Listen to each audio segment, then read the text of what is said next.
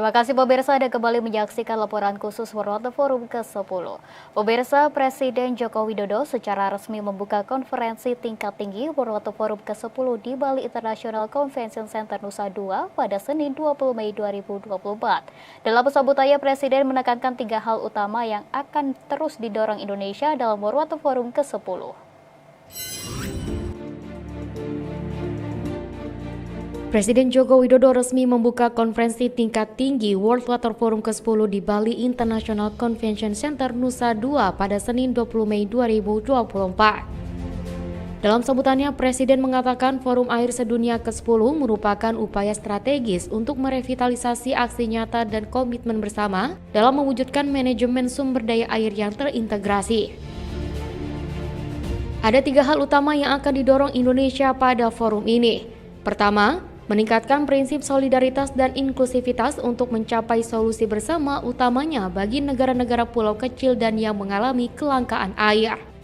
Kedua, memberdayakan hidrodiplomasi untuk kerjasama konkret dan inovatif menjauhi persaingan dalam pengelolaan sumber daya air lintas batas. Dan ketiga, memperkuat political leadership sebagai kunci sukses berbagai kerjasama menuju ketahanan air yang berkelanjutan. Mengakhiri sambutannya, Presiden menekankan pentingnya kolaborasi dalam menjaga air sebagai kebutuhan hidup umat manusia dan harus bergandengan tangan untuk berkomitmen dalam menjawab segala permasalahan air di dunia. Air bukan sekedar produk alam, tapi merupakan produk kolaborasi yang mempersatukan kita, sehingga butuh upaya bersama untuk menjaganya. Dan dengan ini, saya nyatakan sesi pertemuan tingkat tinggi Forum Air Sedunia ke-10 dibuka.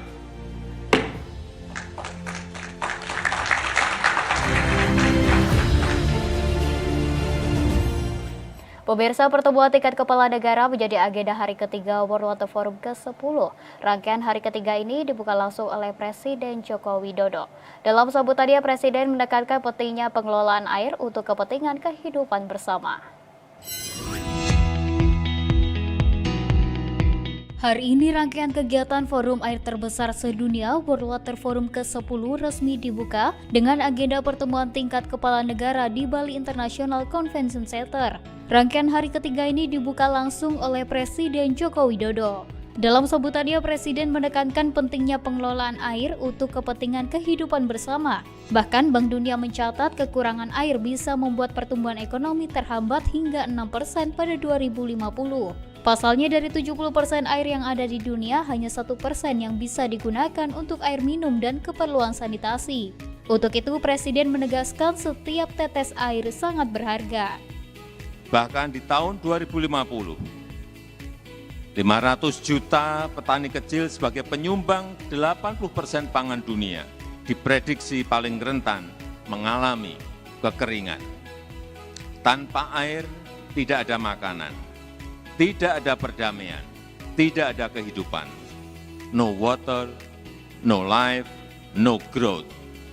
Indonesia pun telah menerapkan kearifan lokal dan budaya dalam mengelola air sepanjang garis pantai, pinggiran aliran sungai hingga tepian danau.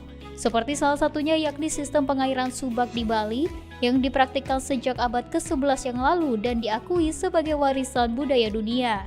Kearifan lokal juga sejalan dengan tema World Water Forum ke-10 yakni air untuk kemakmuran bersama yang dimaknai dengan 3 prinsip dasar, yaitu menghindari persaingan, mengedepankan pemerataan dan kerjasama inklusif, serta menyokong perdamaian dan kemakmuran bersama. Ketiga hal tersebut dapat terwujud dengan adanya kolaborasi.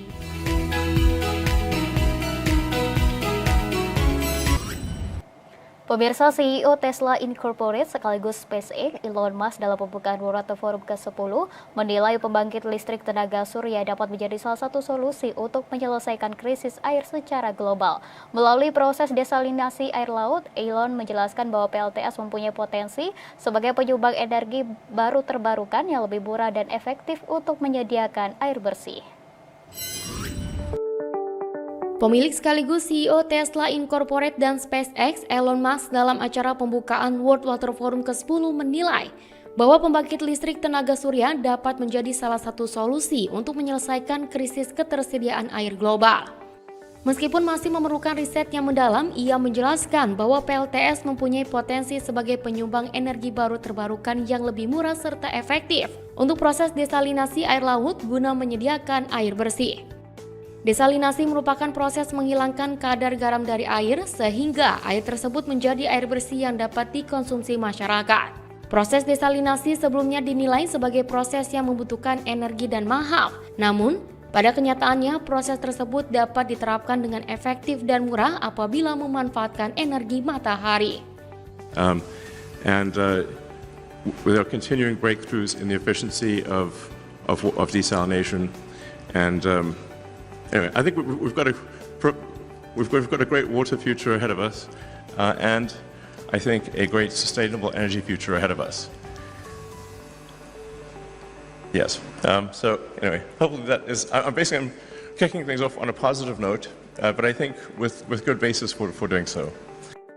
Pada kesempatan yang sama, Presiden Joko Widodo dalam pembukaan World Water Forum ke-10 juga menyampaikan bahwa dalam 10 tahun terakhir, Indonesia juga telah memperkuat infrastruktur airnya dengan membangun beberapa bendungan, jaringan irigasi hingga pembangunan PLTS terapung di Waduk Cirata yang diharapkan akan menambah pasokan listrik yang saat ini berkapasitas 1000 MW.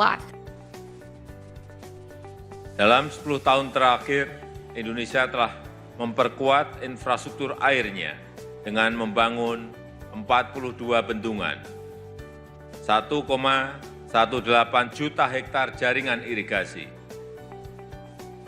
2.156 km pengendali banjir dan pengamanan pantai, serta merehabilitasi 4,3 juta hektar jaringan irigasi. Air juga kami manfaatkan untuk membangun pembangkit listrik tenaga surya PLTS terapung di Waduk Cirata sebagai PLTS terapung terbesar di Asia Tenggara.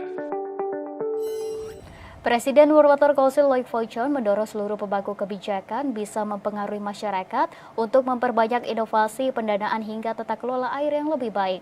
Pernyataan itu terungkap saat Presiden WWC memberikan sambutan pada acara pembukaan pertemuan tingkat tinggi World Water Forum di Bali International Convention Center.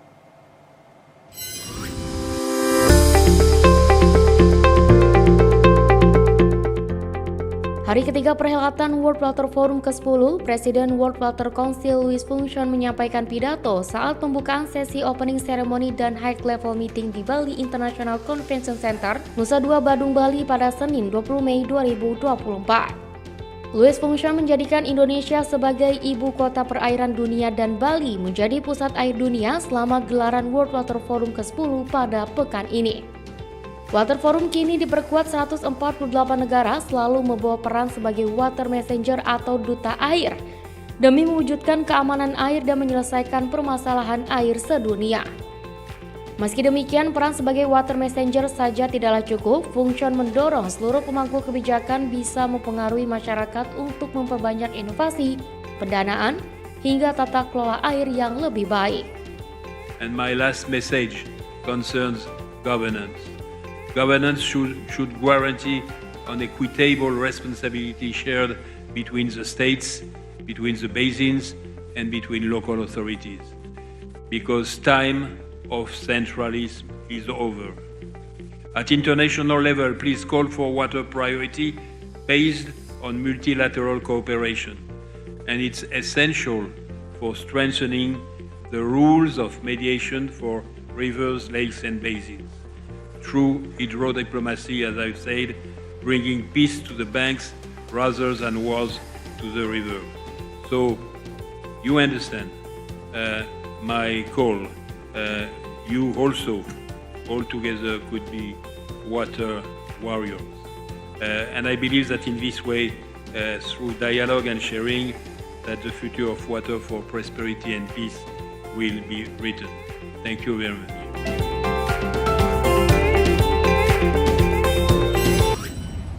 Pemirsa, usai jeda kami akan kembali dengan dialog mengenai TNI jaga keamanan World Water Forum ke-10 sesaat lagi.